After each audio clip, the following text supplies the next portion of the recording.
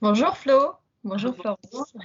Écoute, déjà, merci beaucoup d'avoir accepté de faire cette émission parce que il y a beaucoup de questions qui sont en suspens, on va dire, suite à toutes les séances d'hypnose, au cheminement de chacun, à l'éveil de chacun. Il y a beaucoup de questions. Donc, voilà, c'est pour ça que on a mis au point cette émission. Le thème, ça va être conscientiser nos différents corps pour vivre notre incarnation pleinement. Voilà, alors je vais te laisser te présenter et puis après, on commencera les questions. Bon, eh bien, comme tu sais, et comme peut-être d'autres qui te suivent sachent ou vont savoir, c'est que je suis télépathe en hypnose et donc je travaille avec une superbe équipe composée de Pascal Cascarino et Emmanuel.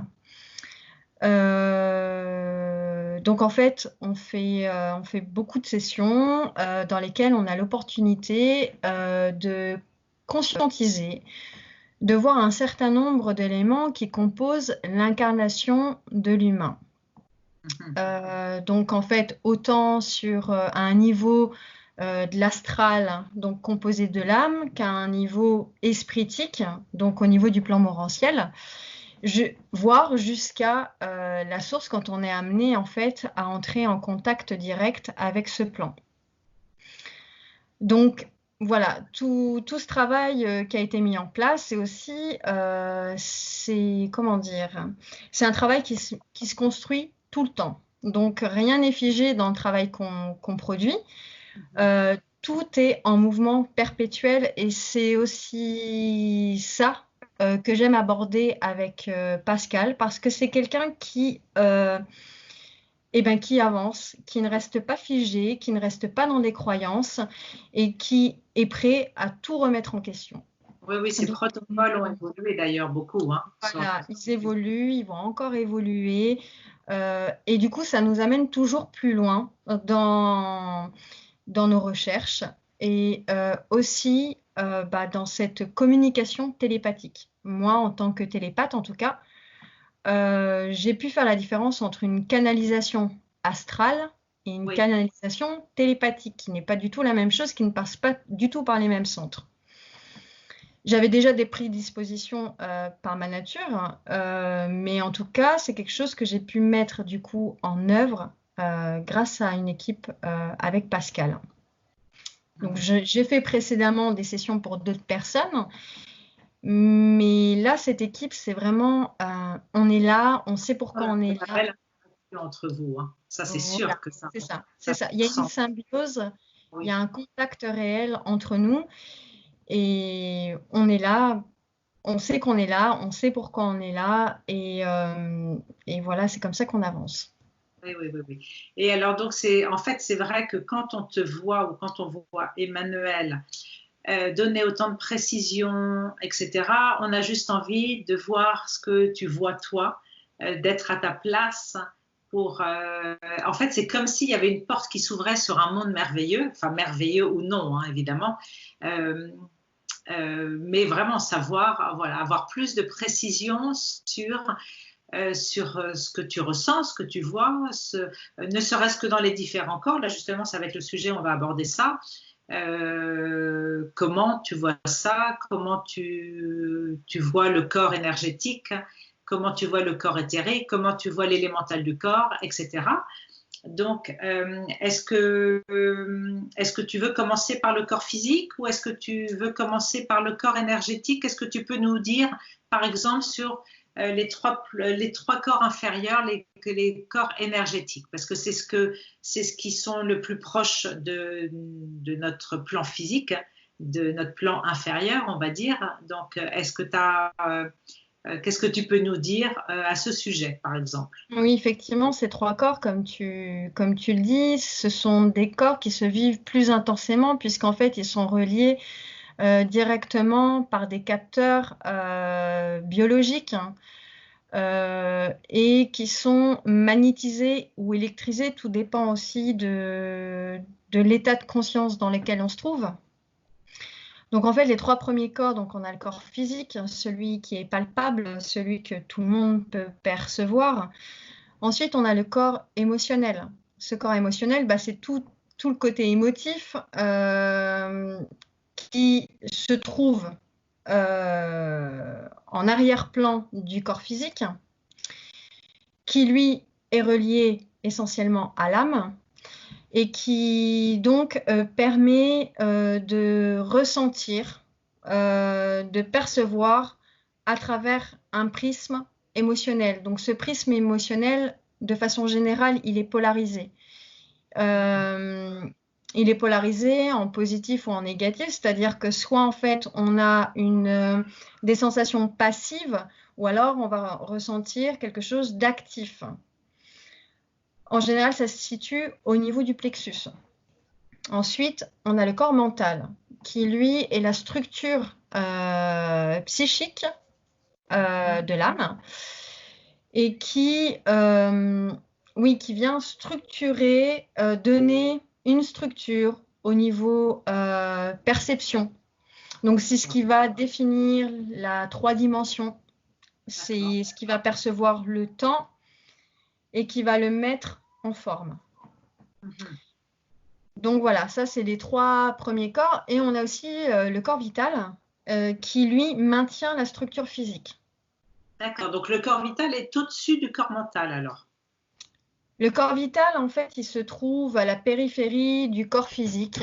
C'est lui qui maintient l'état physique. Donc c'est lui qui... Est-ce que c'est le corps éthérique, ce qu'on peut appeler le corps éthérique aussi? C'est aussi ce qu'on peut appeler le corps éthérique, oui. D'accord, voilà, bon, je Donc comprends ça, mieux. c'est le corps éthérique inférieur, parce qu'il y a 2 sortes de corps éthériques.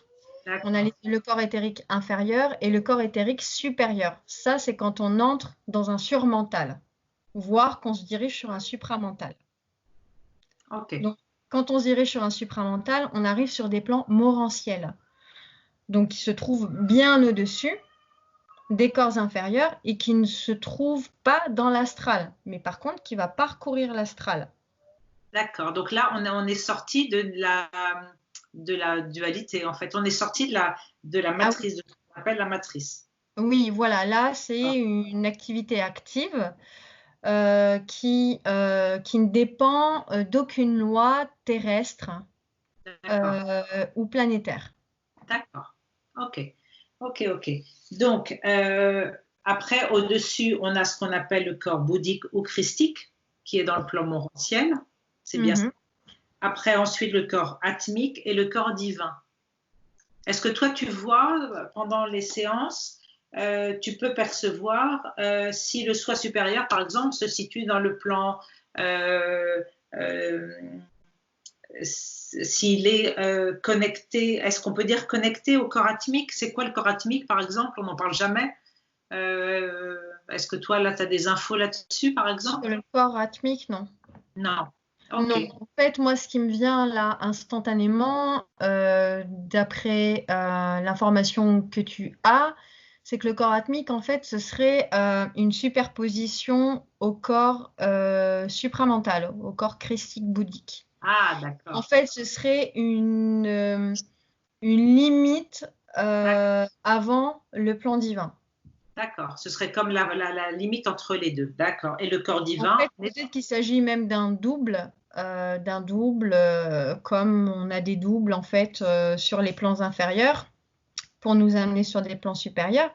Donc on a aussi bien un double mental qu'un double, supramental. En fait, c'est la jonction entre un état et un autre de la conscience. C'est-à-dire qu'avant d'être chargé par les voies supérieures, le fait que l'individu se conscientise depuis sa matière va créer de l'énergie, va mettre en place de l'énergie qui va commencer à,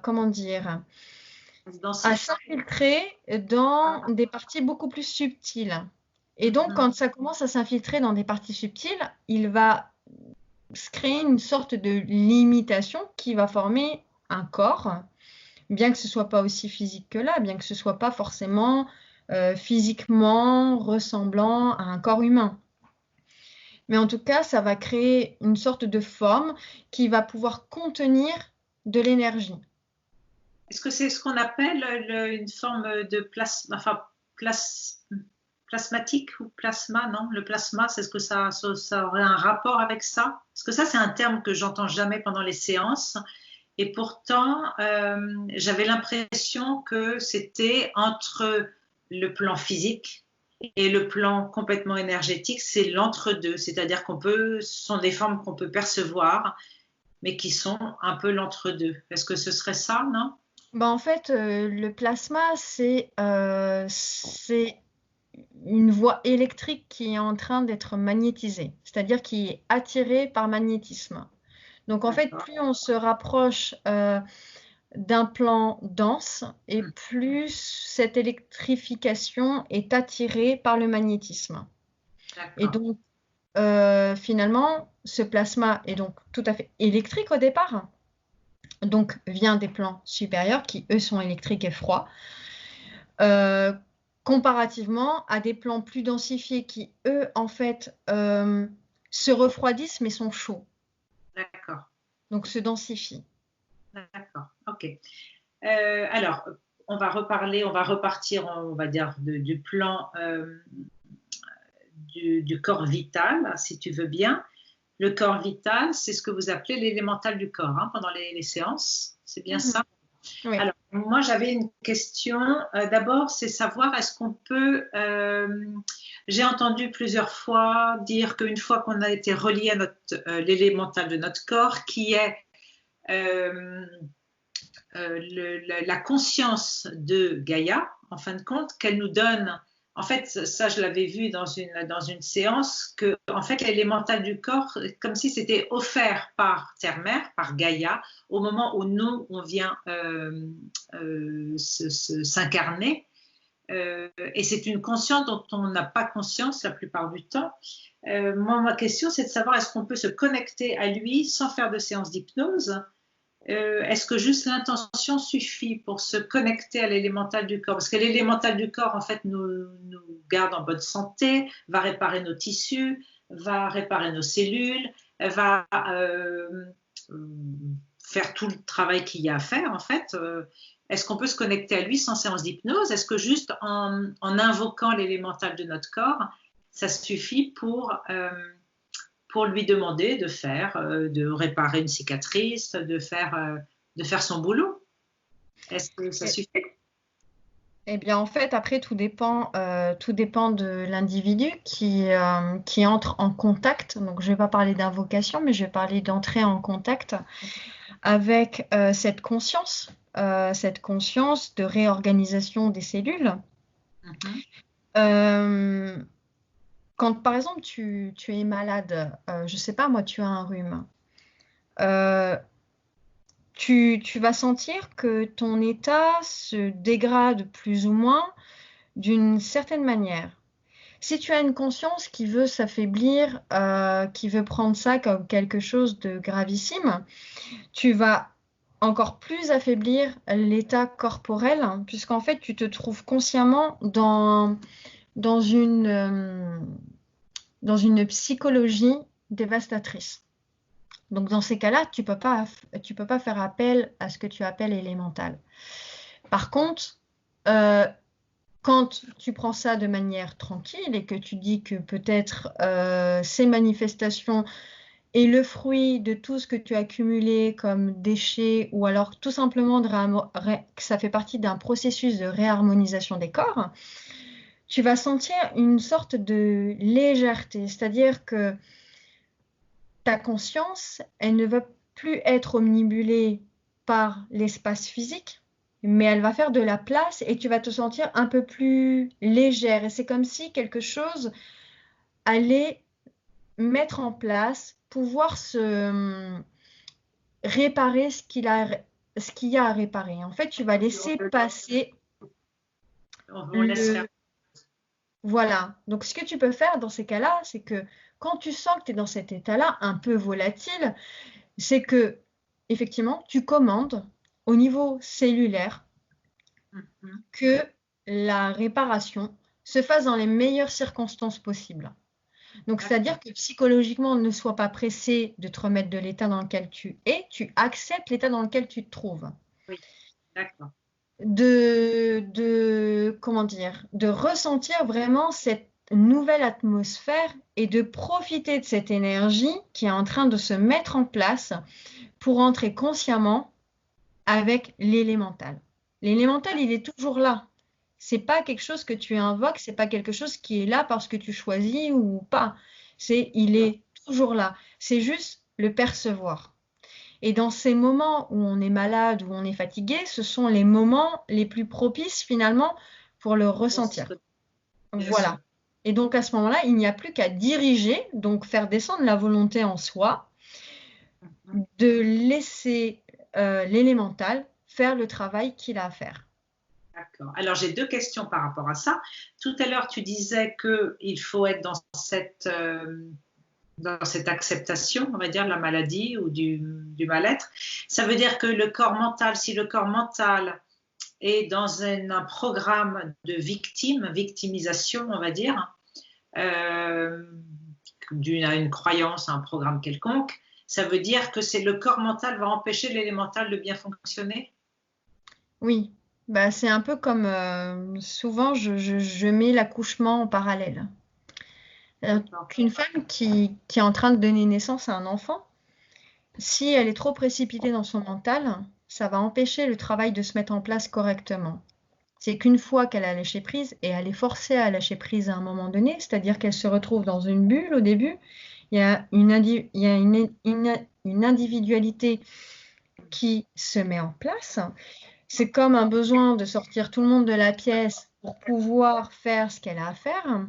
Et puis là, il y a une sorte d'instance, d'un seul coup, une présence qui n'est pas à traverser les épreuves corporelles, qui se trouve au-dessus, qui observe les choses et qui manifeste l'énergie et qui on lui permet... laisse la place pour manifester. Voilà, et bien c'est exactement pareil quand on est malade. On a toujours ce moment où il y a cette présence qui se trouve au-dessus, qui observe les choses et qui énergise. Est-ce que c'est ce que vous faites quand Pascal demande la guérison instantanée, par exemple, ce qui est relativement nouveau comme protocole d'ailleurs? C'est ça? Nous, on ne fait rien, c'est pas nous qui faisons, c'est pas Emmanuel ou moi qui faisons.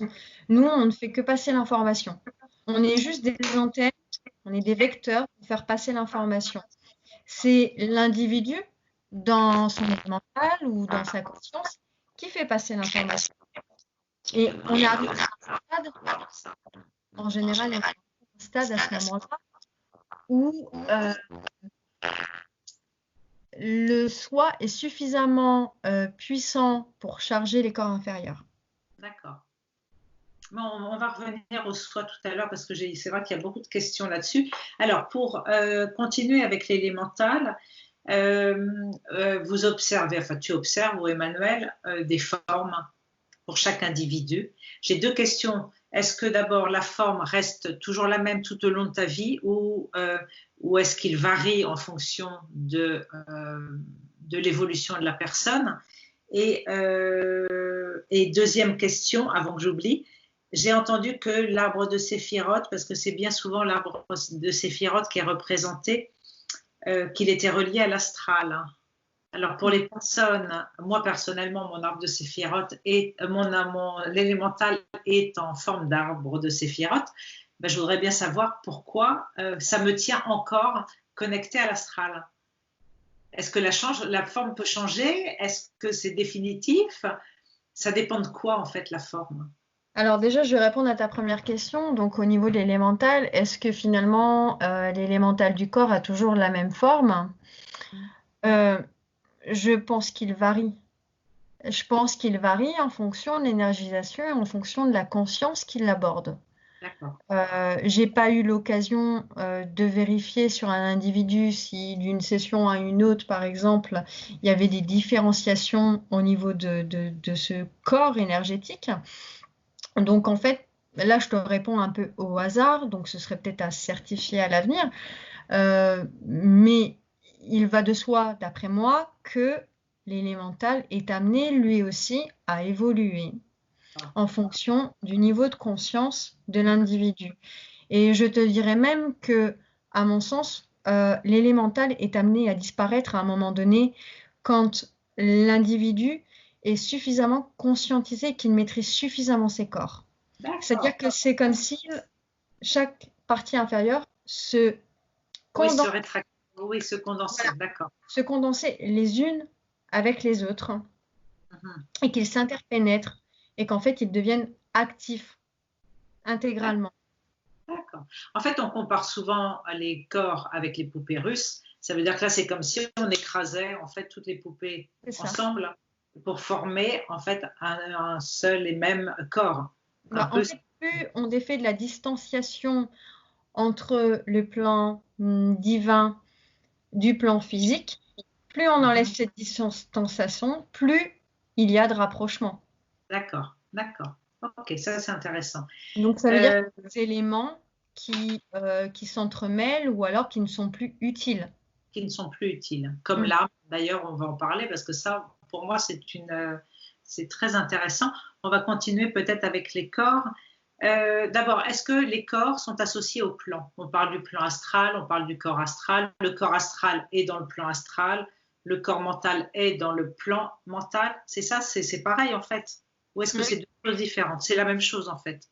En fait, on peut pas associer corps astral avec l'astral. C'est juste que en fonction de l'environnement qu'on traverse, que la conscience traverse, eh ben, il y a des corps qui se forment dans cet environnement.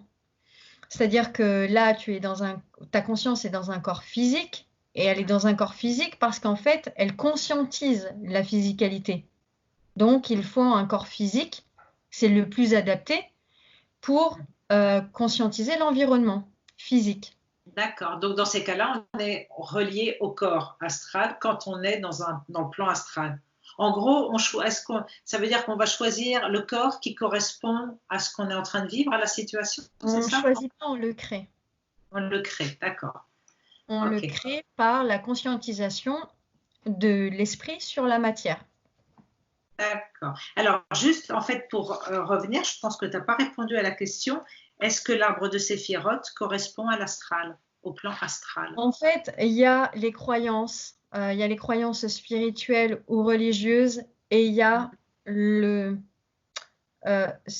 qui se met en place et qui n'est pas récupéré par le plan astral. L'arbre des séphirotes, en fait, c'est pas un terme spirituel, c'est pas un terme religieux. Quand je parle d'arbre des séphirotes, c'est parce qu'en fait, effectivement, il a une constitution comme on le trouve dans la spiritualité ou dans les religions.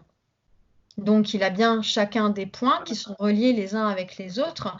Et souvent, cet arbre des séphirotes, il faut le mettre en opposition avec un autre arbre des séphirotes. C'est-à-dire que dans la spiritualité, on a simplement un arbre des séphirotes. Et on dit travailler là-dessus. Et ils sont tous représentés par une divinité. Chaque point des séphirotes est représenté par une divinité. Là, il ne s'agit pas de divinité, il s'agit simplement de divinité en soi, c'est-à-dire de niveau de conscience en soi. Rien à voir avec le plan d'astral qui est en fait un réflecteur externe. C'est la Kabbale qui l'a créé. Enfin, c'est pas la Kabbale avec un K qui a... Effectivement, c'est la Kabbale, oui, qui se met en activité là-dessus. C'est représenté par des divinités. Chaque point est représenté par une divinité. Mais là, c'est vis-à-vis de soi-même et de sa propre énergisation, de son propre point divin jusqu'au point physique. D'accord. Mais alors, dans ces cas-là, pourquoi ceux qui ont l'élémental de leur corps en forme d'arbre de Séphiroth sont reliés à l'astral? Ah non, ça veut pas dire qu'ils sont reliés à l'astral. Okay. J'avais trouvé un jour, je n'ai pas retrouvé dans mon carnet, mais j'avais noté un jour, alors c'était quoi la phrase exacte, que en fait l'arbre de Séphiroth, que telle personne, quand Pascal demandait par rapport à l'élémental du corps, est-ce qu'il est en forme d'arbre de Séphiroth, Et tu répondais, ou Emmanuel, non, parce que c'est trop astralisé ou quelque chose comme ça. Donc, je voulais savoir, bon, on va pas... Après, c'est justement, ce sont des cas là. On est en train de parler de cas, donc d'individualité. Et certainement que par rapport à cette personne, c'était trop astralisé dans le sens où en fait, elle avait dépassé par son état de conscience cette forme. Là, on est en train de parler de forme. Et souvent aussi, on dit qu'il ne faut pas s'attacher à la forme. Parce que la forme est amenée à être en mouvement. Oui. Et le fait de se référer uniquement à de la forme, ça fige. La conscience se fige sur la forme. Voilà. Donc en fait, certainement que pour cette personne, effectivement, c'était pas le plus approprié pour elle, au vu de son espace de conscience. De son espace. Ok. Alors, donc là, on a fait l'arbre, on a fait le corps vital. Est-ce que sur le corps émotionnel, le corps astral est relié au corps émotionnel, hein, ça c'est ce que j'avais noté. Est-ce que ça veut dire que plus nous sommes dans nos émotions, plus nous sommes astralisés? Est-ce que c'est ça que ça signifie? Plus nous nous identifions aux émotions et plus nous sommes astralisés. D'accord. Ça ne veut pas dire qu'en tant qu'être, on ne peut pas ressentir d'émotions. En tout cas, le ressentir, ça ne veut pas dire devoir les vivre. Ça veut dire tout simplement constater que ces émotions, qu'il y a une certaine émotivité qui se trouve là. Mais ça veut dire ne pas s'identifier. Et s'identifier, en général, c'est avec tout un arsenal de mémoire derrière. C'est-à-dire d'expériences échouées, d'expériences mal vécues par la psyché. Donc, du coup, on ramène tout ça en soi et là, l'émotivité devient ingérable en soi.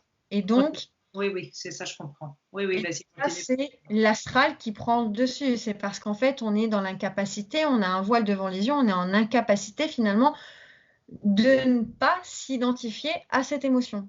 On peut ressentir de l'émotion et la placer à côté de soi, observer cette émotion. Oui. D'accord, ok. Et on peut choisir notre émotion aussi, hein, je pense. Comme on peut choisir ses pensées, comme il est utile de le faire aussi, c'est-à-dire de choisir quelles sont les pensées qui vont entrer en interaction avec nous-mêmes ou pas. D'accord.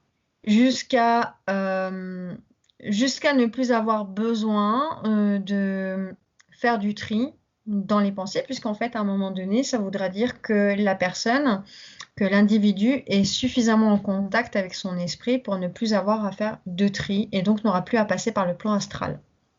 Ça veut dire de ne pas faire de tri, ça veut dire que tu acceptes toutes tes pensées comme étant justes,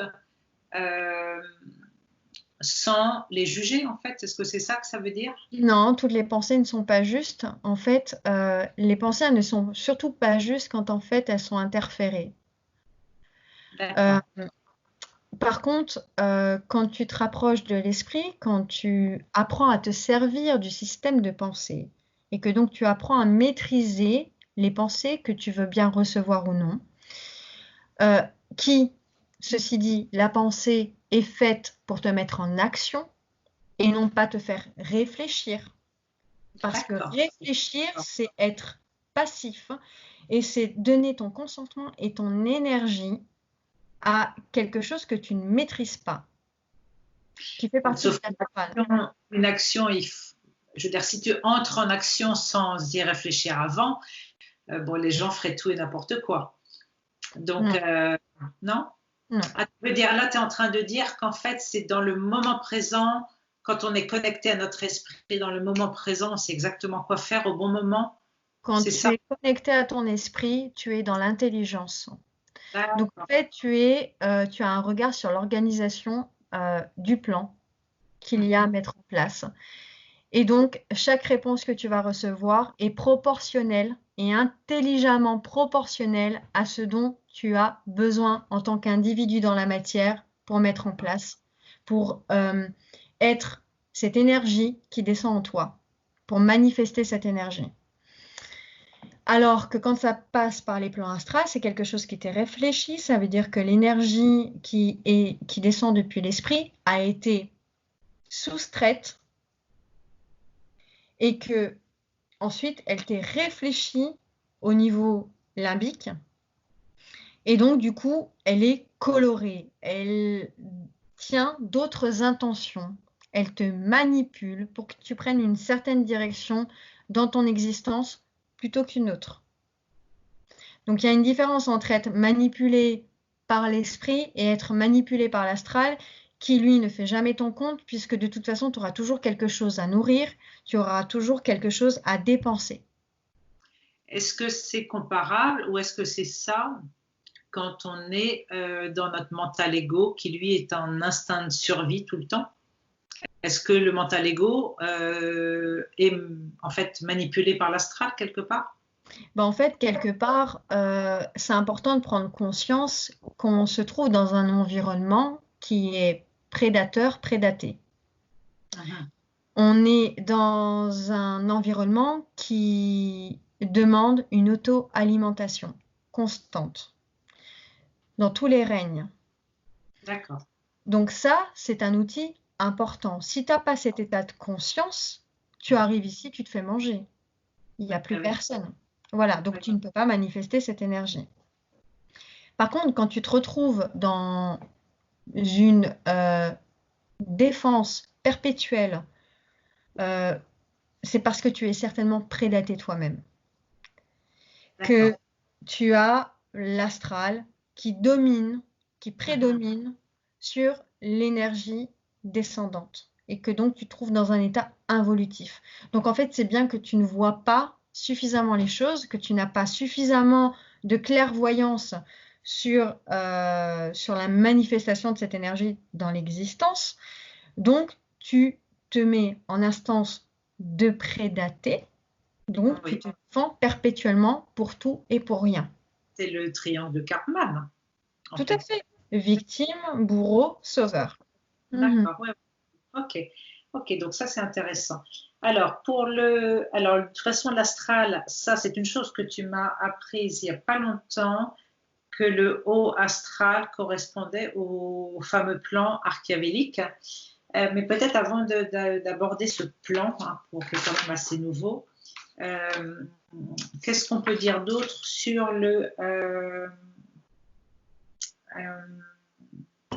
donc là, on était dans l'astral, dans le plan mental.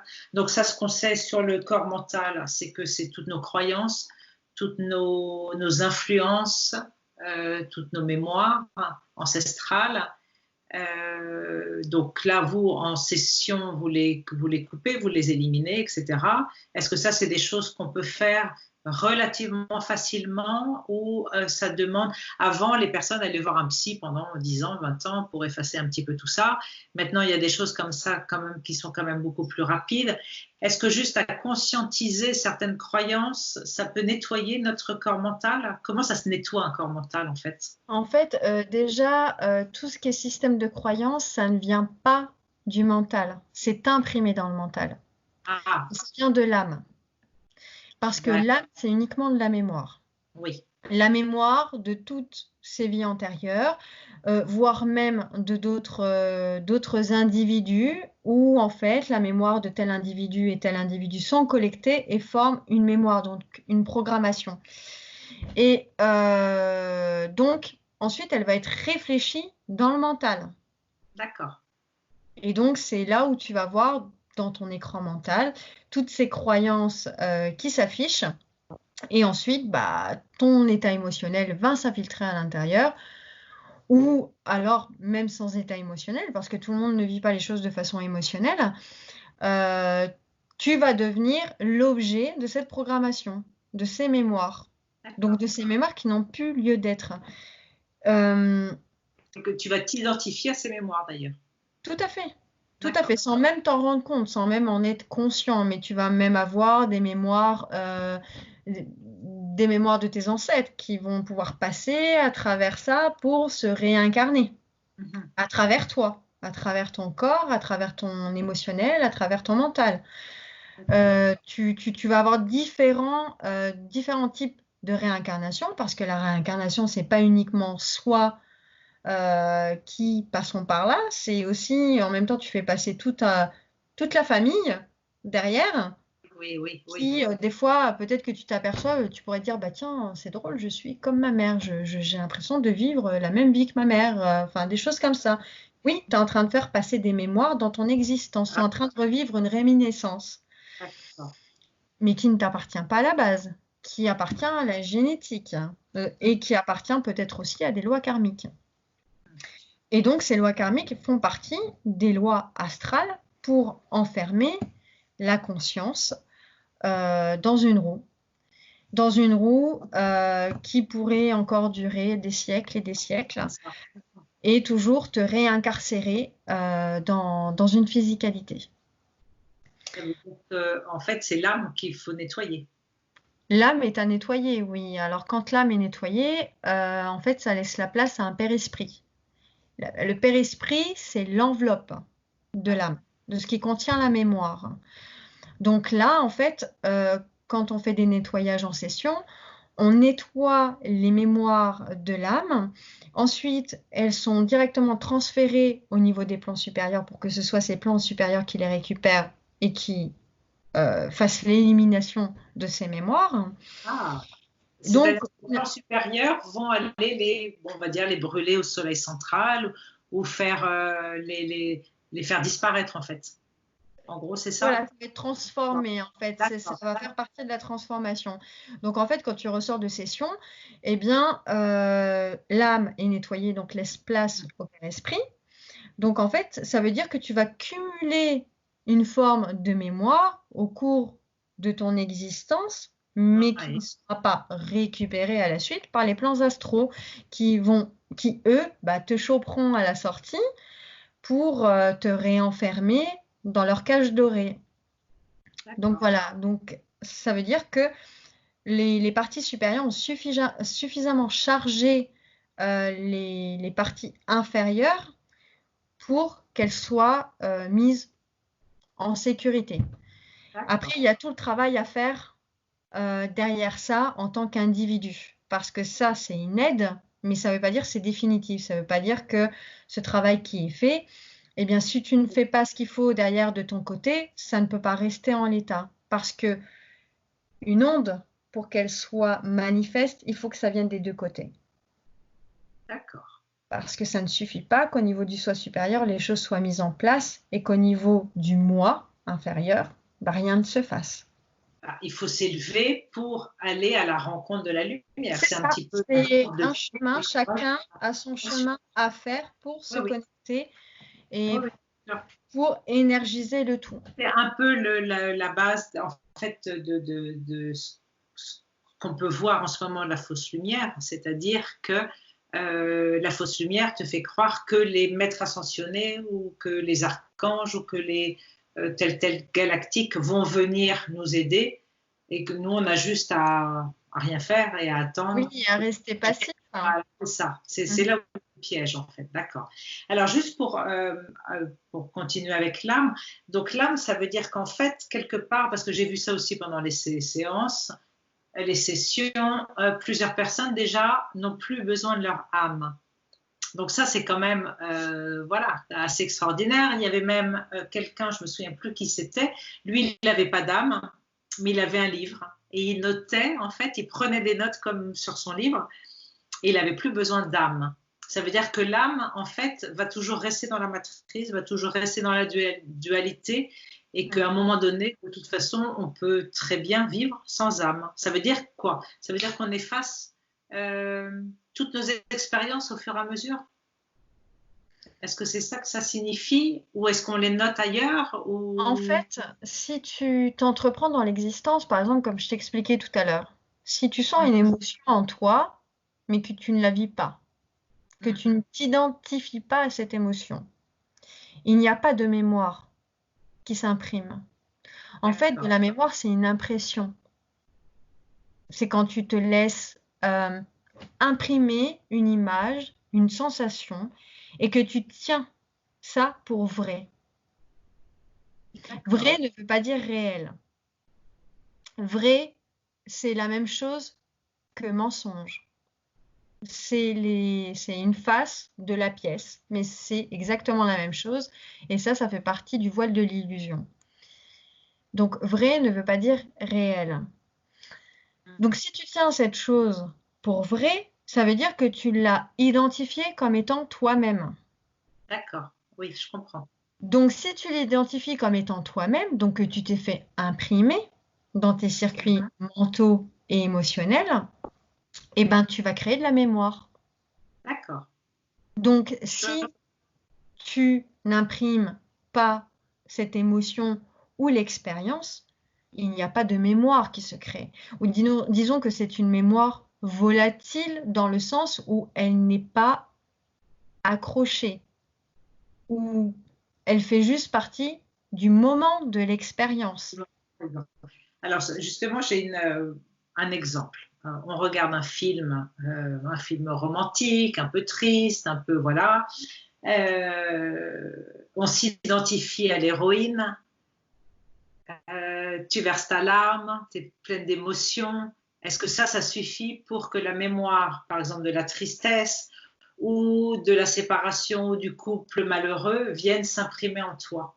Parce que tu t'es identifié à l'héroïne pendant 1 heure et demie. Est-ce que ça suffirait à créer une En mémoire? fait, ce que ça vient surtout dire, c'est pas aussi extérieur que ce que tu es en train de dire.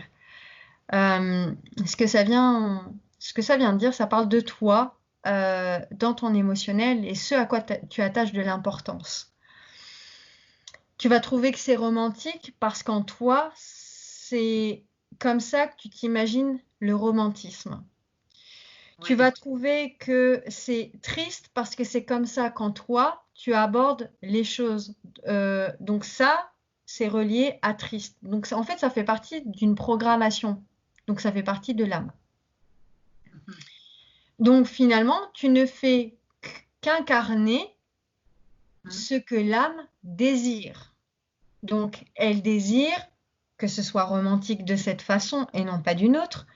Elle désire que ce soit beau de telle façon et non pas d'une autre. Elle désire que ce soit laid de cette façon et pas d'une autre.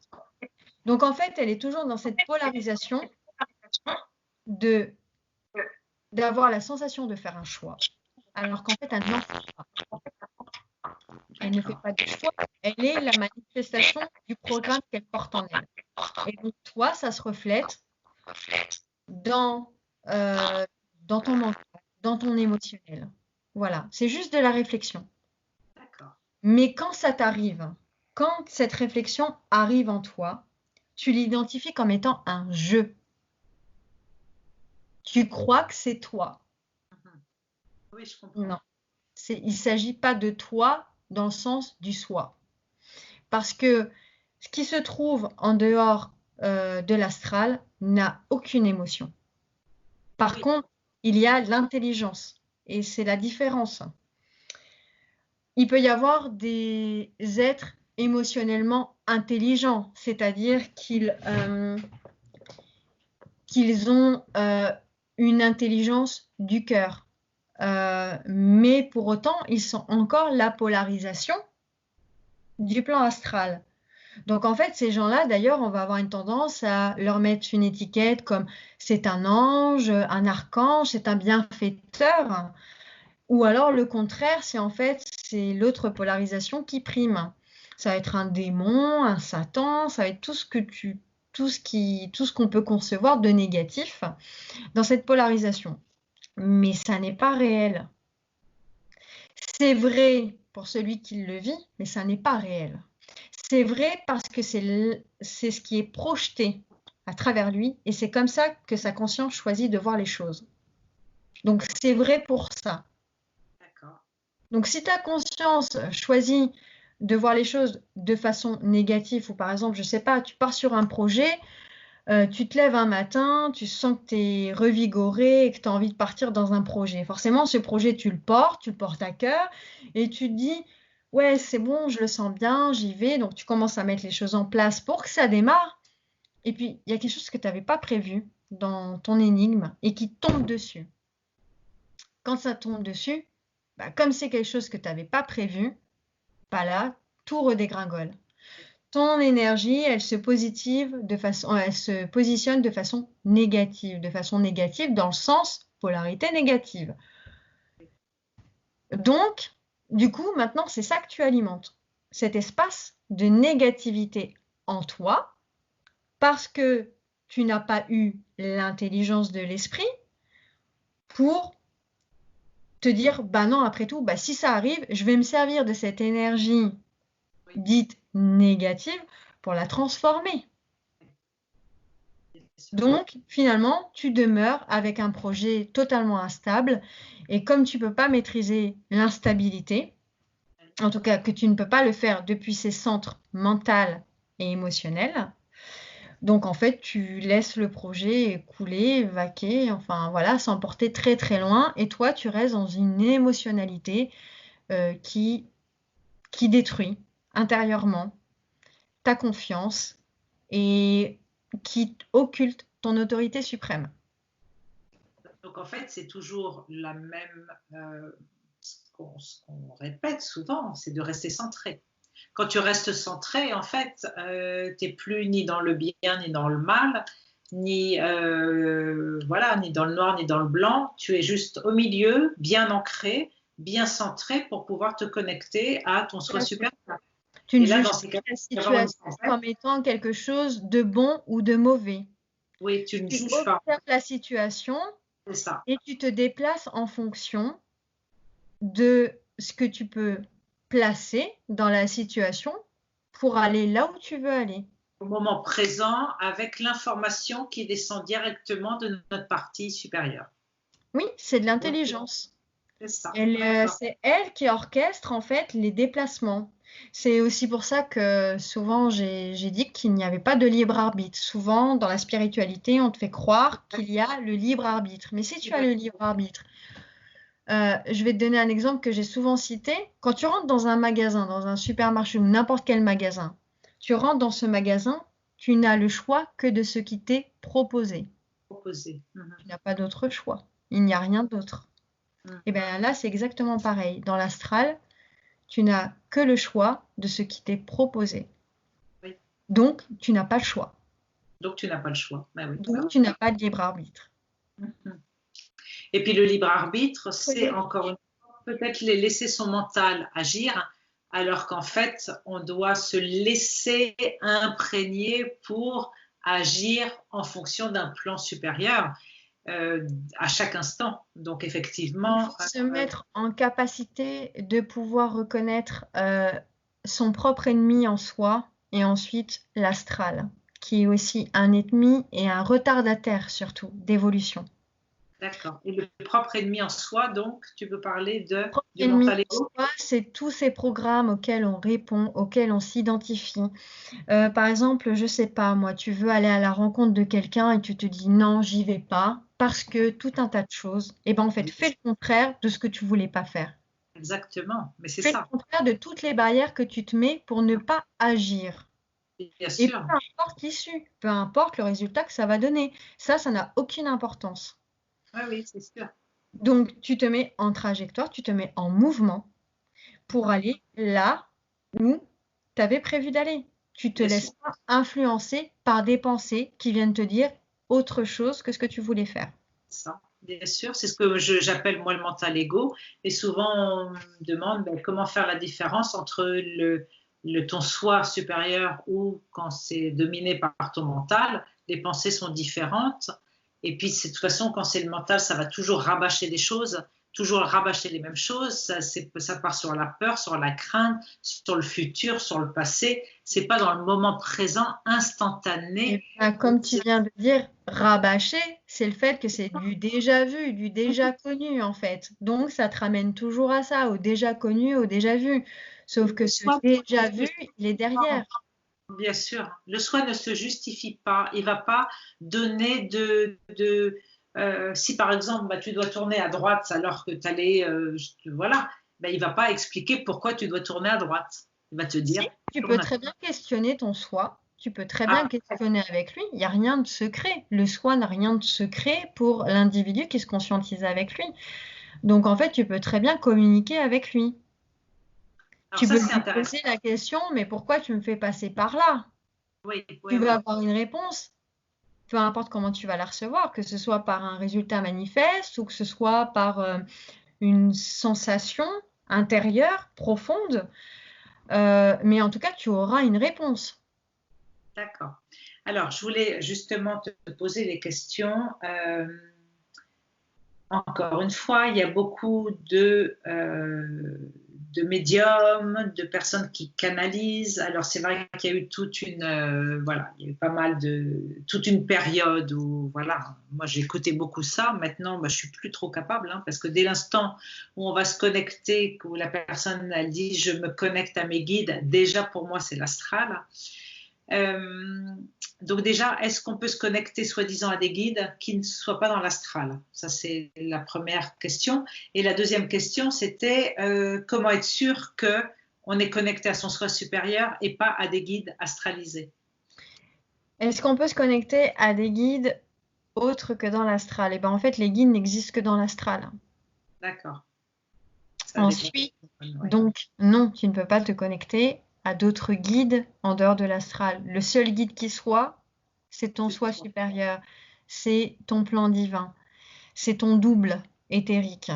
C'est la seule chose, enfin, ce sont les seules sources fiables, puisque Fiable. tu es leur projection en tant que manifestation physique. Ensuite, ton autre question, c'était comment on peut... Entre bah, quand tu reçois une information, savoir si c'est ton soi qui te parle ou si c'est un guide astralisé. Par exemple, regarde, moi je Un fais des guide, tirages, tu un guide, sais. l'astral qui te parle, Mhm. c'est quelqu'un qui essaye de te convaincre du contraire, de ce que tu veux faire, de ce que tu veux être. Si par exemple, tu te lèves un matin avec une confiance, tu sens que tu as confiance en toi, tu sens que tu es énergisé, et là, non, tu vas recevoir des pensées comme mais non, c'est n'importe quoi, mais enfin voilà, tu vas être dévalorisé. Il va falloir te rabaisser. Il va falloir que ce guide ait le statut de maître. Donc, il va falloir que tu te sentes inférieur. Il va D'accord. falloir que tu comprennes que tu es inférieur à lui, même si c'est pour du positif, quelque chose de bon. Euh, si c'est quelque chose de bon, tu vas être amené à ressentir une, comment dire, tu vas pas pouvoir retenir ton état émotionnel et tu vas être subjugué. D'accord. Parce que j'allais dire qu'il y a Te quand même sentir beaucoup de... énergisé d'une façon que tu vas appeler l'amour, mais Oui. qui n'est pas de l'amour, qui est juste un soutirage d'énergie ou un consentement pour te pénétrer. Mhm. Donc en fait, tu vas te retrouver subjugué. C'est comme s'il te montrait, c'est ce qui se passe sur l'écran mental, il te montre quelque chose de merveilleux. De merveilleux, tu ne peux pas y résister. Donc, tu n'as qu'une envie, toi, si tu manques d'amour propre ou si tu manques de confiance en toi, c'est t'engouffrer dedans, t'engouffrer dans le projet et allons-y, gaieté et cœur, on y va et tu te retrouves au bout d'un moment, bah, sans rien, c'est juste de l'illusion. Tu t'aperçois que c'est de l'illusion, que tout ça, ça ne peut pas se concrétiser. C'est ça. Oui, oui, je comprends, je comprends. Donc voilà, Souvent tu peux aussi que... ne peux pas le sentir forcément comme ça tout de suite, instantanément. Si tu n'as pas l'habitude de communiquer avec tes plans intérieurs, si tu ne te sais pas suffisamment, tu ne peux pas savoir quand est-ce que tu es manipulé par les plans astraux ou quand est-ce que tu es manipulé par l'esprit. Tu peux pas le savoir. Par contre, si tu fais attention à ces petits détails en toi, si tu apprends vraiment à faire la différence doucement quand tu es manipulé par le plan astral, c'est-à-dire qu'on agite l'illusion, qu'on t'agite, peu importe de quelle manière, qu'on t'agite la carotte pour te faire avancer, ou alors quand c'est quelque chose qui est intelligent et qui est surtout posé en fonction de la situation, observe. Eh ben, tu t'aperçois que c'est pas coloré. Le soi, il n'a pas besoin de te mettre des petites étoiles un peu partout pour te faire croire que ça brille. Il n'a pas besoin non plus que tu sois martelé à coups de poing, sauf si tu ne comprends pas, sauf s'il n'y a rien pour que tu comprennes. C'est ça.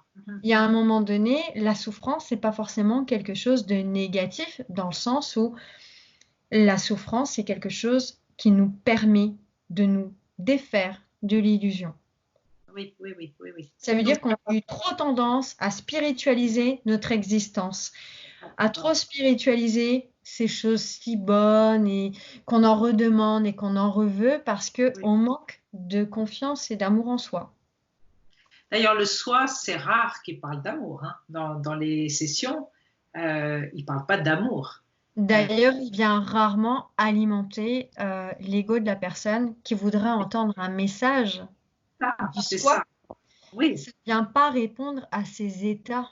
Non, Ça et vient- j'ai jamais entendu le soi qui dit je suis fier de toi, je t'aime, enfin bon, Bon. chose que la personne qui a envie d'entendre. Mais non, c'est très, voilà. Non, parce que c'est pas à lui, c'est pas sa place, puisque lui, il n'est pas émotionnel, ce n'est pas sa place d'entrer dans ce jeu-là. Par contre, que toi, tu te sentes content, joyeux, que tu te sentes bien dans ce mouvement, ça t'appartient. Oui, oui, oui, C'est oui. légitime pour toi, Bien sûr. mais ça ne l'est pas par rapport à un soi supérieur, ça n'a rien à voir. Oui, Donc, oui, il ne peut pas venir te complimenter, tu n'es pas son enfant. bien sûr. Tu es une projection de lui, Oui, c'est bien tout. sûr. Alors, pour en revenir à l'astral, le haut astral, parce que voilà, c'est vraiment ce qui m'intéresse là en ce moment, parce que voilà, il y a on a vu beaucoup de fausses lumières ce que tu appelles, ce que vous appelez le plan archiavélique, est-ce que c'est la même chose que le plan archontique? Déjà, j'arrive pas à voir la différence entre les deux. Est-ce que c'est la même chose? Est-ce que c'est deux appellations pour la même quelle est la différence et puis après, voilà, on va reparler de ce plan-là parce que c'est quand même le gros piège de la fausse lumière, les fameux archanges qui sont l'autre facette, l'autre face d'une même pièce qui sont les archontes. En dessous, il y a les anges et les démons. Mais voilà, en fait, juste pour expliquer en deux mots, ce que évidemment toi tu sais, parce que c'est grâce à vous qu'on a pu mettre ça, voir ça, c'est qu'en fait, quand on va se faire aider par un archange, en fait, on donne notre pouvoir au côté sombre, autant que, voilà, on est toujours dans le piège, en fait, de donner notre pouvoir à l'extérieur. En fait, déjà, avant de remettre ton pouvoir, ça veut dire que tu prêtes ta confiance à autre chose qu'à toi-même. Donc, si tu prêtes ta confiance à autre chose qu'à toi-même, tu lui permets de faire ce qu'elle veut avec toi, Oui. de faire ce qu'elle veut de l'énergie qu'elle va te soutirer. D'accord. Ensuite, c'est quoi le plan archiavélique? Eh ben, le plan archiavélique, sur une feuille, je t'ai séparé la feuille en deux. Oui. Donc, d'un côté, on a les archontes, d'un côté, on a les archanges. C'est flou, Gaëlle. Ah, Oui. donc, c'est pas grave. Tu sépares une feuille en deux et d'un côté, tu mets les archanges, d'un côté, tu mets les archontes. Ah, tu vas dire qu'on va plier la Et feuille. ben, c'est ça, le plan archiavélique. Voilà. Yes. C'est la même pièce, hein, d'un côté ou d'un autre, peu importe. En fait, c'est la polarité positives et négatives qui sont toujours en équilibre. Alors, bon, moi j'ai fait une vidéo, comme tu sais, sur le plan archiavélique. Donc, effectivement, j'avais vu tout ça, j'avais expliqué justement avec des schémas. Seulement, dans une session, il y avait les anges qui faisaient la guerre aux démons. Ça veut dire que s'ils sont les deux faces d'une même pièce, pourquoi est-ce que les archontes faisaient en sorte que les anges et les démons se faisaient la guerre? Parce qu'ils sont polarisés, parce qu'ils sont identifiés à la polarité qu'ils portent. C'est-à-dire qu'un démon, c'est un démon. Il est là pour participer au chaos. D'accord. De façon avec une force et une certaine agressivité. Oui. Alors que l'ange, il est là pour apporter un certain apaisement, un certain, comment dire, contrebalancer Mhm. la force du Oui, démon. d'accord, C'est d'accord. toujours un contrebalancement en fait. C'est Oui, oui, toujours, oui, quand il y en a un qui se manifeste, il y a l'autre qui se manifeste. d'accord. C'est une sorte d'équilibre sur le plan astral pour garder l'illusion du bien et du mal. C'est ça, d'accord. Alors, donc, la question, donc, est-ce que c'est la même chose que le plan archontique? C'est la même chose. Bah, Le c'est plan la même archontique chose. En est fait, la si même tu chose. veux, les archontes, c'est comme les archanges, c'est-à-dire que ils se trouvent au sommet de la pyramide, l'un et Oui, oui. l'autre. Non, Archange mais d'un ce que je veux côté, dire, archange de l'autre. ce sont deux termes pour représenter la même chose. Cette dualité au C'est plus ça. haut sommet de l'astral. C'est ça. Tu D'accord. mets deux pyramides et tu les inverses. Tu mets deux pyramides l'une contre l'autre par leur base et tu les inverses. Et là, tu obtiens donc l'astral supérieur et l'astral inférieur. Et au milieu, tu as l'homme. D'accord. Alors, qu'est-ce que tu pourrais dire à certaines personnes qui vont demander à l'archange Michael, par exemple, de les aider à faire des soins énergétiques, des soins de magnétisme, et qui vont dire que ça marche beaucoup plus vite et que c'est beaucoup plus rapide et qu'elles se sentent beaucoup mieux, etc. Qu'est-ce que tu peux dire de ça par rapport à l'expérience, toi, que tu as en séance, euh, Je pour leur comprends faire les individus confiance? qui sont prêts à entendre autre chose ou alors qui sont pris dans leur... De toute façon, les personnes qui sont prises comme ça, je pense qu'elles n'iront pas jusqu'au bout de cette émission. Mais non, non, on parle de personnes qui sont prêtes à entendre. Eh ben, en fait, pourquoi ça va plus vite? Parce qu'il vaudrait mieux que tu reviennes. Donc, il va falloir manifester du résultat. Euh, Quand tu fais appel à une autre forme d'énergie qu'à la tienne, euh, tu lui permets de manifester sa qualité en fonction de tes besoins. D'accord. Et donc, elle te rend de cette manière dépendant. Ça veut dire qu'elle te fait croire que plus jamais tu pourras te passer d'elle. C'est ça. Donc, mais c'est aussi parce que peut-être en toi, tu as un problème d'attention vis-à-vis de ta propre énergie. C'est peut-être, et c'est certainement aussi le fait que tu n'as pas suffisamment confiance en toi-même pour te dire que cette énergie, tu peux la faire descendre en toi. Et peut-être aussi que ça te parle d'une forme d'égocentrisme à vouloir sauver le monde. Euh, C'est-à-dire que, est-ce que finalement la personne que tu es en train de soigner, ou en tout cas où ça en donne l'apparence, est-ce que réellement ça fait partie de son processus? Est-ce que cette personne, elle ne pourrait pas trouver elle-même le moyen en elle? Est-ce qu'elle n'a pas une forme d'initiation à vivre qui fait qu'elle doit passer par la souffrance, la maladie? Euh, Est-ce qu'elle ne doit pas passer par une certaine comment dire, dépendance pour comprendre que ce n'est pas euh, sa propre force intérieure qui agit. Et ça peut être animé justement chez une personne qui va faire appel comme ça à Michael ou je ne sais quoi d'autre, de vouloir sauver le monde. Donc d'être encore dans ce triangle de Karpman, bourreau, victime, sauveur. Plutôt que de donner les moyens à cette personne qui te consulte pour finalement trouver l'espace en elle pour se libérer et agir sur elle-même. Alors, d'accord, sauf que dans ces cas-là, les magnétiseurs ou les guérisseurs ne serviront à rien parce que si toi tu arrives avec une brûlure et que tu vas voir un guérisseur, le guérisseur peut très bien te dire tu as la capacité toi-même de te soigner. Et ben en même temps, si chacun avait la possibilité de se soigner, de se régénérer, et ben il n'y aurait pas de magnétiseur. D'accord. Donc ça veut dire que En c'est. fait, il y a des magnétiseurs parce qu'on est encore régi par l'astral. Donc voilà pourquoi il y a des magnétiseurs.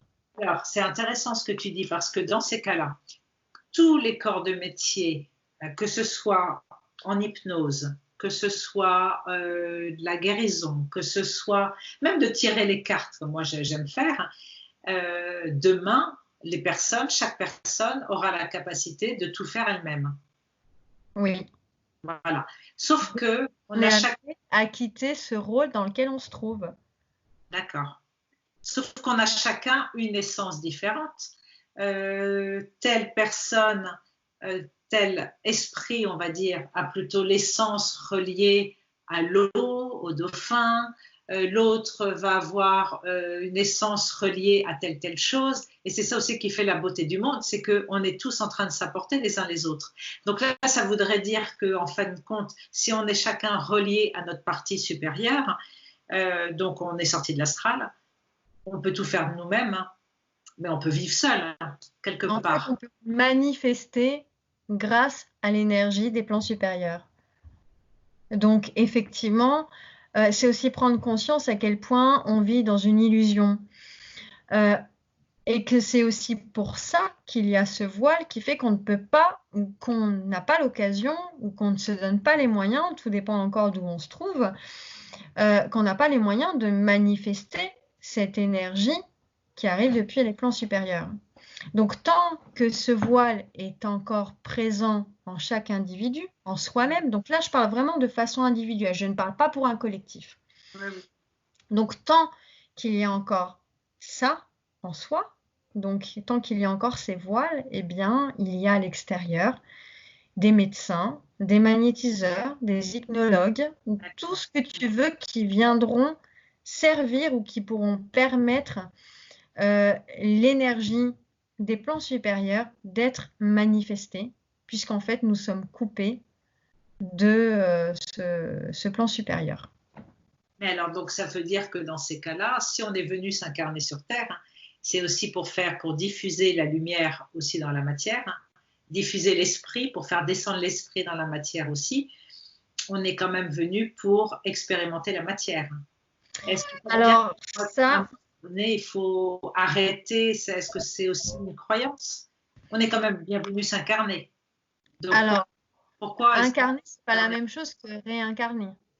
Incarner, ça veut dire que tu descends directement du plan originel.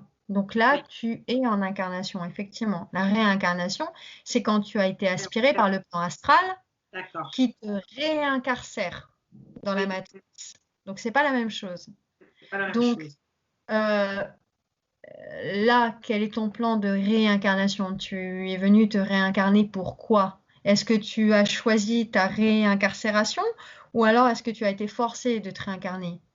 Parce que du coup, on ne peut pas dire à ce moment-là qu'on est venu pour telle ou telle chose. Alors, au point de vue réincarnation, je comprends. On a bien compris que l'âme, au moment du décès, revenait en fait par ce fameux karma qui faisait partie de la matrice, enfermé aussi par l'enfermement aussi causé par l'âme qui veut absolument tout expérimenter, qui retombe dans les pièges à chaque fois. Mais quand on vient en première incarnation, on vient bien expérimenter la matière. Non, pas forcément. Alors pourquoi non? Pourquoi on vient? Parce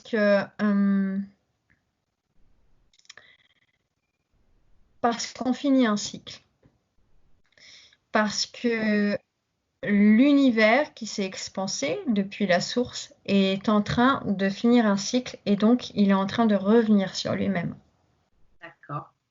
Donc présentement, s'il y a des incarnations, c'est pour finir, stopper justement la création. D'accord. Okay. Pour permettre cette inspiration. Pour que l'individu, ou disons plutôt l'univers, revienne sur lui-même. Avec toute son expérience, avec tout ce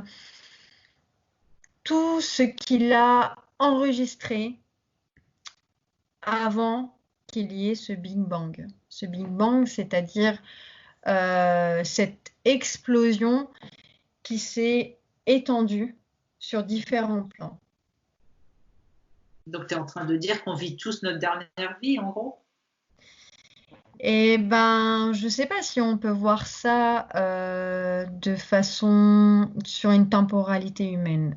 Certains sont certainement amenés à revenir à différentes plateformes, donc sur différents espaces-temps, et revenir non pas en tant que réincarné, réincarcéré, mais en tant qu'actif depuis la source, pour justement, comment dire, stopper euh, la masse informative, donc de l'ombre et de la lumière dans la polarité astrale. Stopper cette action de l'astral qui, elle, perpétue éternellement l'existence sur les plans. Est-ce que c'est ça qu'on voit beaucoup, de plus en plus dans vos séances, c'est-à-dire des personnes qui viennent infuser la lumière pour conscientiser les gens, en fait? Parce que bon, on sait que la mission de vie est... Oui, ça fait partir, c'est-à-dire permettre à ces personnes de retirer les voiles de l'illusion, parce qu'à partir du moment où l'individu est désolidarisé de l'illusion, il ne prête plus son énergie, il ne prête plus sa lumière. Donc en fait, il n'énergise plus le plan astral. Donc là, en fait, pour lui, c'est terminé. Ça s'arrête là. Il n'y a pas de réincarnation qui va s'en suivre, sauf si d'un plan supérieur, il est nécessaire qu'il s'incarne. Voilà, c'est parce qu'il aura atteint un certain seuil de son côté et qu'il aura tout à fait la capacité de faire ce pourquoi il arrive, sur ce plan terrestre ou sur un autre, peu importe. D'accord. Mais en tout cas, voilà, il y a des individus qui nous apparaissent comme des individus et qui en fait sont des avatars. Ils ont conscience d'être des avatars, donc d'être une conscience qui ne vient pas s'incarner, mais qui vient se projeter dans un corps plus ou moins physique pour manifester, pour stopper l'incarnation, la réincarnation. Donc pour faire face au plan occulte, au plan astral. Ça me donne des frissons. C'est beau. Parce que c'est vrai que les missions de vie, maintenant, on sait que c'est lié au karma, que c'est lié à l'âme, que c'est lié donc à la prison.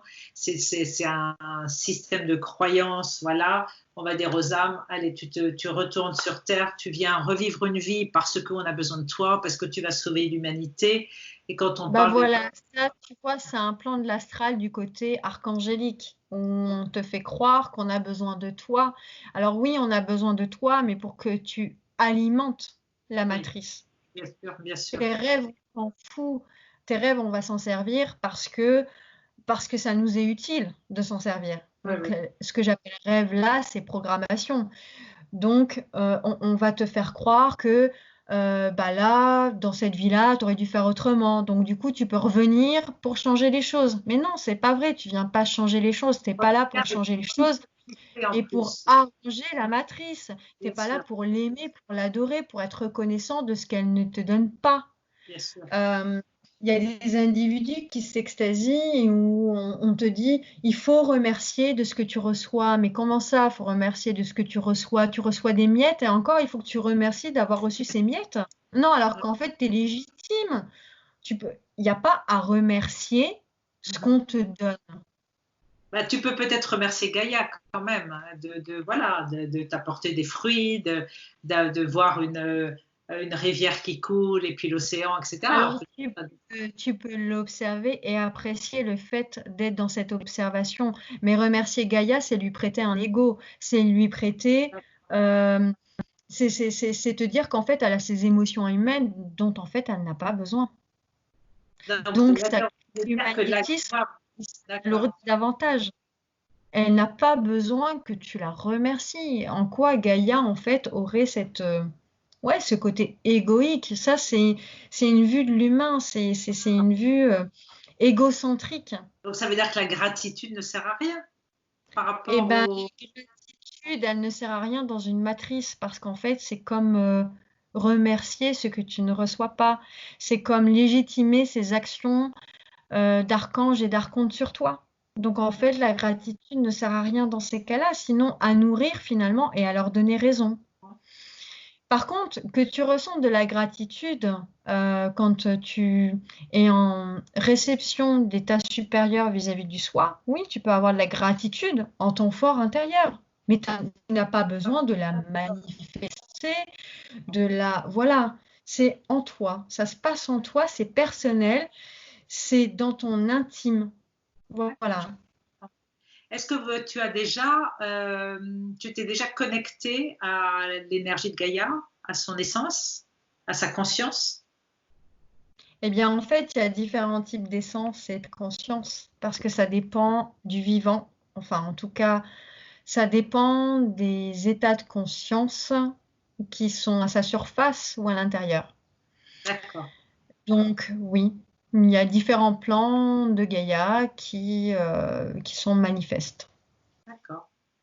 Oui, ça doit être intéressant, ça aussi. Mais est-ce que c'est une conscience avec laquelle tu peux discuter?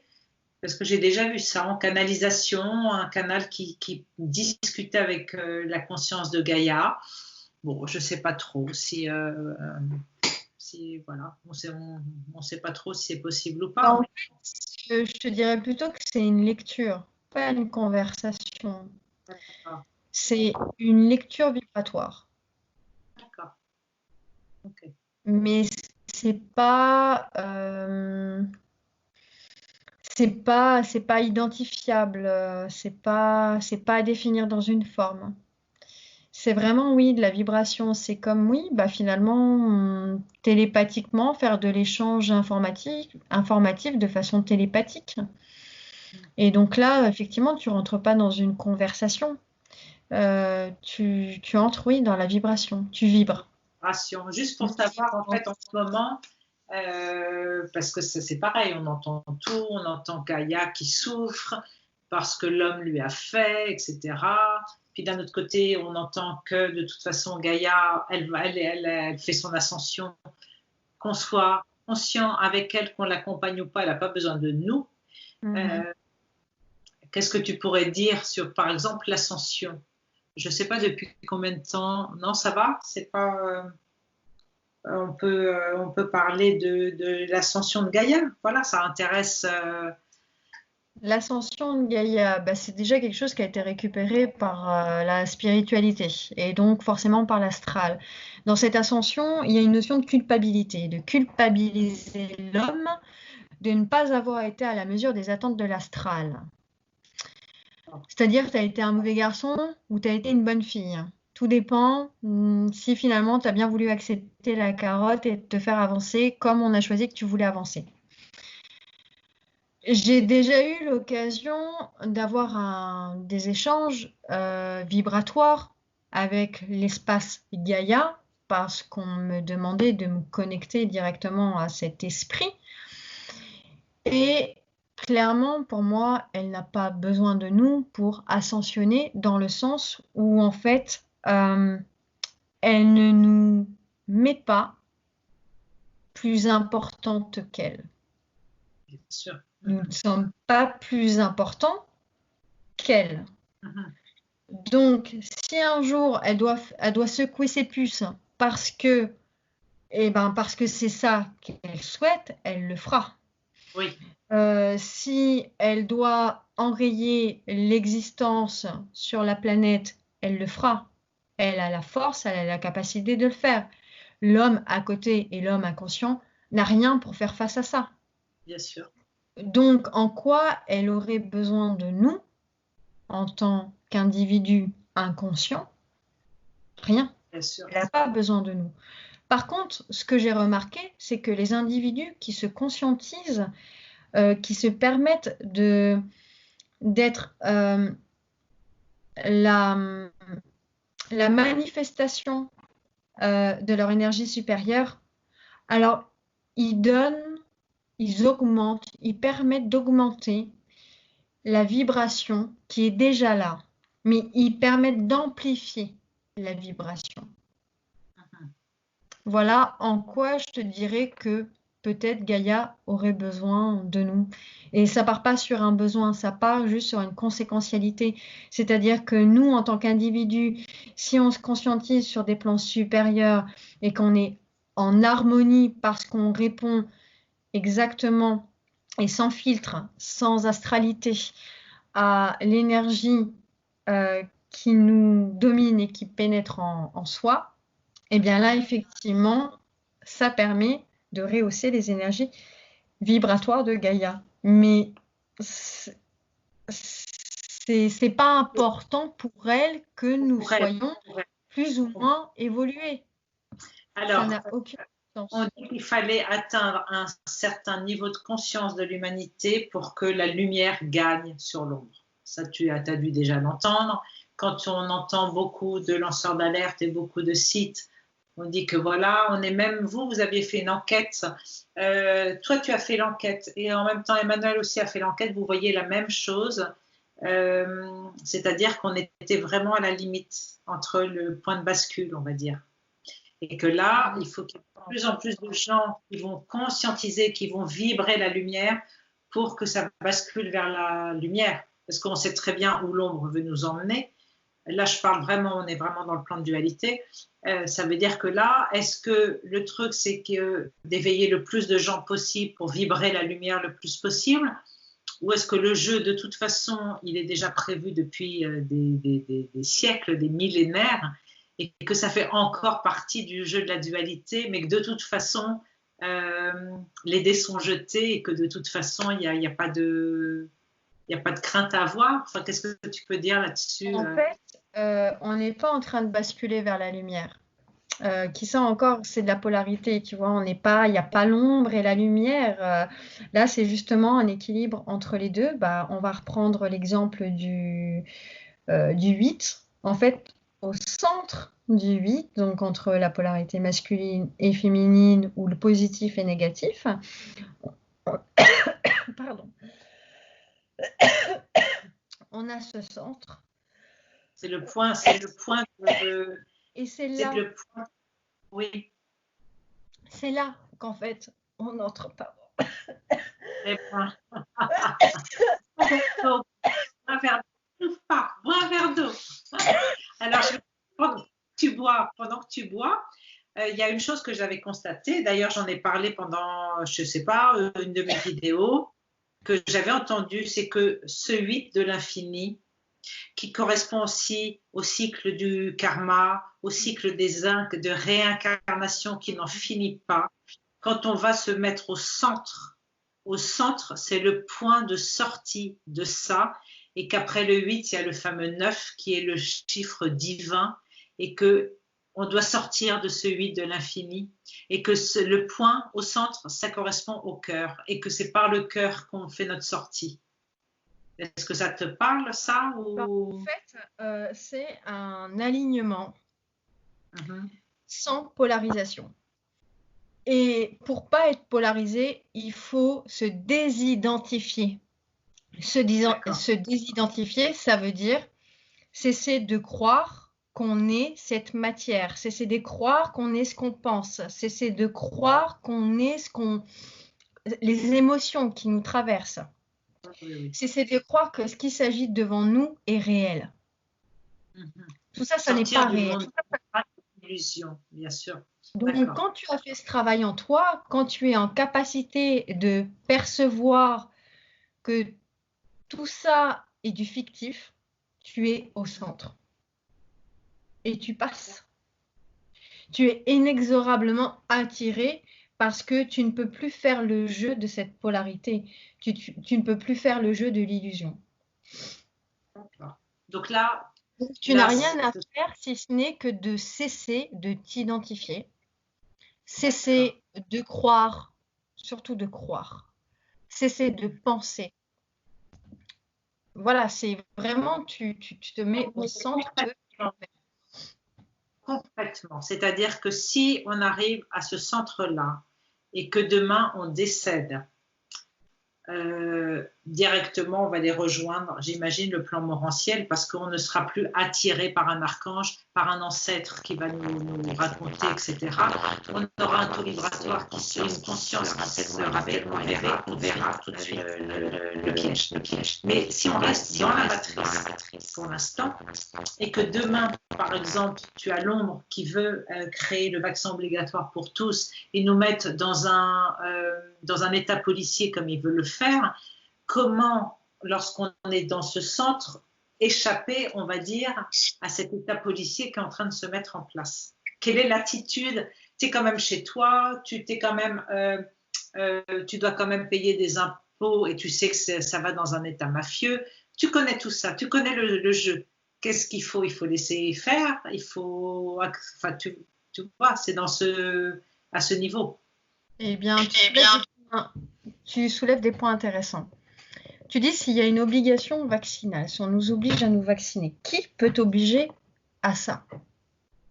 Qui concrètement dans ta souveraineté peut t'obliger à ça? Qui peut te mettre à genoux pour que tu acceptes ça?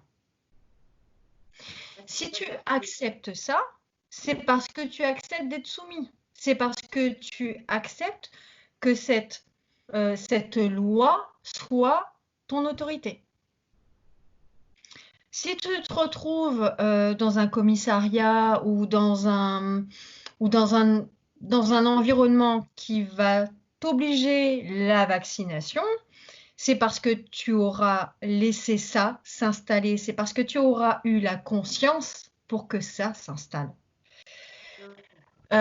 T'es pas obligé d'aller jusqu'au bout, t'es pas obligé de dire bah d'accord, je me laisse prendre. Si c'est parce que tu as déjà accepté qu'en fait tu pouvais quitter cet état matériel. Si tu n'acceptes pas de te faire emmener par des individus pour une obligation vaccinale ou une arrestation, c'est parce que tu choisis en ton nom. Tu ne laisses pas qui que ce soit d'autre choisir pour toi. Donc ça veut dire que tu acceptes les conséquences, peut-être finalement d'être assassiné parce que tu n'auras pas voulu, ou d'être torturé parce que tu n'auras pas voulu te soumettre à cette chose qui se présente comme étant l'autorité suprême sur toi. Quand tu te conscientises, il faut être prêt à en passer par là. Parce que ces forces, elles vont tout faire pour te garder dans l'illusion. Mais si tu ne crois pas à cette illusion, qu'est-ce qui te ferait peur de mourir? Tu n'es pas en train de mourir, tu es en train de sortir du jeu. Donc qu'est-ce qui te ferait peur là-dedans? Souffrir non plus, parce que le corps physique qui s'ouvre, avant de se détacher de cette souffrance du corps physique qui est illusoire, waouh, il faut quand même être... Eh bien, c'est que tu n'es pas là où tu croyais être. C'est que tu n'en es pas là. Oui, c'est sûr. Si tu as de la souffrance corporelle à la torture, je ne dis pas que tu ne dois pas en avoir et que pour autant tu n'es pas conscient, mais c'est peut-être ce qui est en train de se produire pour t'amener à cet état de déconditionnement, à cet état de désidentification. C'est quoi la souffrance si ce n'est qu'en fait, on s'accroche à l'idée qu'on est en train de souffrir? Bien sûr. Si tu sais que tu n'es pas réel dans ce corps, que c'est juste une projection, un véhicule de la conscience, eh bien, il y a bien un moment, à travers la souffrance, où tu vas cesser de souffrir. Parce que la conscience va cesser de s'identifier à ce corps. Alors, est-ce que quand vous retirez les implants, le numéro d'INSEE et les implants éthériques, moi je suis persuadée qu'après ma séance, j'ai l'impression et je suis persuadée que je suis transparente. C'est-à-dire que, et ça s'est déjà produit en plus, il peut y avoir un barrage policier, je vais toujours passer entre les gouttes. Et j'en suis persuadée. Je me dis, je suis plus repérable de façon éthérique Pascal, enfin toi ou enfin, vous m'avez retiré mon numéro d'INSEE, c'est bon, je suis déprogrammée, je suis libre. Alors, est-ce que c'est cette croyance qui fait que je m'en fiche? En tous les cas, je suis persuadée que, et puis la dernière fois, c'était assez flagrant. Bon, ici, moi, je suis dans un endroit calme, hein, mais il y avait quand même deux petits barrages, on va dire, un à droite, un à gauche. Moi, je suis passée au milieu, et puis, mais comme ça, mais comme une fleur, quoi. Donc, est-ce que de retirer ces implants-là aide quand même à sortir de la matrice? En fait, retirer les implants, retirer ce qui se manifeste comme étant plus matériel qu'éthérique, donc ce qu'on appelle implant, c'est déjà faire un premier pas vers la conscientisation et la libération. Après, il y a aussi le travail que tu fais derrière et qui va maintenir cet état, va maintenir, c'est tout ce potentiel auquel tu te laisses aller. Si en fait, effectivement, tu veux voir, tu veux voir se manifester dans ton existence une certaine transparence, tu vas mettre en action en toi ce qui est nécessaire et ce qui dépasse le physique, ce qui dépasse la science physique. C'est-à-dire que oui, tu as certainement la capacité d'intervenir sur ton environnement immédiat et de devenir transparente. Parce que tu as choisi d'accueillir cette information en toi et te dire pourquoi pas donc, et ça se fait naturellement sans que tu aies besoin de penser à ça. Oui, c'est ça. Ouais, dès que tu penses, c'est quelque chose qui travestit ton intention première. Donc, c'est de la réflexion et donc là, tu te fais investir par l'astral. Par contre, si effectivement tu accueilles ça en toi, que ouais, tu as ce potentiel-là et que tu veux t'en servir, alors tu le manifestes. Et peu importe comment ça va se manifester. Oui. Tu dis que ça se... Ok, mais si on demande à notre soi supérieur de manifester quelque chose, est-ce que c'est l'astral qui va venir interférer? Non, c'est pas demander au soi supérieur. C'est pas ça. C'est en toi ouvrir la porte à la possibilité que son énergie se manifeste. D'accord, donc ça c'est à Donc retenir. c'est toi qui prends la décision, c'est toi. D'accord? Ouvre la porte et ensuite les choses, elles se mettent en place ou pas. Si elles se mettent pas en place, c'est que pour l'instant, tu n'as pas encore atteint une confiance absolue dans ce processus. Mais ça va venir. Ça va venir si tu le travailles, si tu le cultives, il n'y a aucune raison que ça ne s'installe pas. Est-ce que toi, par exemple, tu te sens connecté à ton soi supérieur tout le temps? Est-ce que le matin, tu lui parles? Est-ce que tu as tes petits, je ne vais pas employer le mot rituel parce que est-ce que tu as les petites choses à faire que tu fais toi, par exemple? Non, je laisse ça, enfin, c'est là, c'est installé. Et des fois, c'est pas tout à fait ajusté parce que il suffit que je sois un peu plus dans le mental et que du coup, je me laisse absorber par des pensées. Donc du coup, quand je m'aperçois de ça, je cesse de me laisser astraliser. Des fois, il y a certaines émotions que je peux encore identifier comme étant les miennes. Alors là, c'est pareil, je me retape sur les doigts et je me dis, replace-toi, recale-toi. Et voilà, donc je reviens sur moi-même. Donc non, il peut y avoir des moments d'inconscience, voilà. Surtout dans des moments où tu es peut-être un peu plus fatigué. Mais j'ai envie de te dire aussi que la fatigue, elle est de moins en moins présente. Parce qu'il y a de moins en moins d'énergie qui passe dans autre chose. L'énergie, elle est concentrée et elle se dirige dans une direction unilatérale avec le soi. Voilà.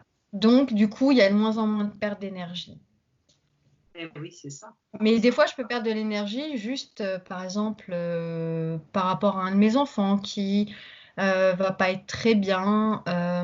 Et donc, du coup, ça va, à force de faire des nuits blanches, ça va commencer à m'agacer, à me frictionner à l'intérieur. Bon, là, je sais que je suis sur un réseau émotif et mental qui cherche à manipuler, à contrôler les choses et à se sentir impuissant. Oh tiens, pourquoi je me sentirais impuissante?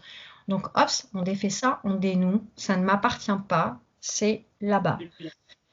Et voilà, du coup, je me recentre. D'accord. Donc, je ressens assez facilement les décalages. Et du coup, ça me permet de revenir. D'accord. Ok. Bon, bah, écoute, c'est parfait tout ça. Est-ce que on n'a pas parlé du tout des chakras? Est-ce que d'après toi, les chakras, ce sont des vortex qu'on doit travailler un peu tous les jours, qu'on doit activer, nettoyer tous les jours, ou est-ce que ça se fait comme naturellement, en fait, dès l'instant où tu es bien centré? Qu'est-ce que tu peux dire Alors, d'abord, si tu veux bien, ce sera la dernière question parce que Oui, oui, oui. j'ai mes petits à côté. Donc, au niveau des chakras, bah oui, en fait, les nettoyer, essayer d'entrer en conscience par rapport à ça. Donc, on n'a pas tous 7 chakras. Il y en a qui en ont 6, il y en a qui en ont 7, il y en a qui en ont 8. Enfin voilà, tout dépend de l'expansion de conscience. Euh, ce que je pourrais conseiller, c'est de ne pas croire ce qui est dit à propos des chakras. Il faut laisser venir l'information, se D'accord. placer là où on sent qu'on a un chakra. On s'y connecte. Et puis, avec l'intention, on nettoie et on énergise avec une inspiration et une expiration. Parce que c'est l'inspiration et l'expiration, c'est l'éthérisation des plans supérieurs. Donc, on s'installe dans une inspiration, une expiration, et ensuite, on va voir. On tente de se connecter au niveau des chakras et on nettoie. Voilà. Et quand on sent qu'on est ajusté, alors c'est parfait, on est ajusté. D'accord. Ok. C'est Et pas au fur et à forcément les mesure, chakras. il va y avoir de plus en plus de conscience là-dessus et voilà, ce sera de plus en plus facile. D'accord. Ok. Bon, bah écoute, Gaëlle, super. Merci pour toutes ces réponses. Bah, écoute, de toute façon, on est arrivé au bout. Et puis, c'est vrai que là, ça fait voilà, ouais, une bonne heure et demie. Donc, on va couper l'enregistrement. Et puis, merci à toi, Gaëlle. Et puis, Merci Flo, en tout cas, de m'avoir permis de m'exprimer. Donc, je parlais en mon nom essentiellement. Après, de comment Emmanuel perçoit les choses, je ne sais pas. Et de comment Pascal, lui aussi, de son côté, perçoit les choses, je ne sais pas. Mais en tout cas, voilà, j'ai parlé pour ce que je sais et ce qui va continuer à se mettre en place. Donc, si ça peut profiter, tant mieux. oui, on te suit pendant les séances. Et puis, c'est toujours un plaisir. Merci. Et puis, je t'embrasse. Et puis, je te souhaite une bonne soirée.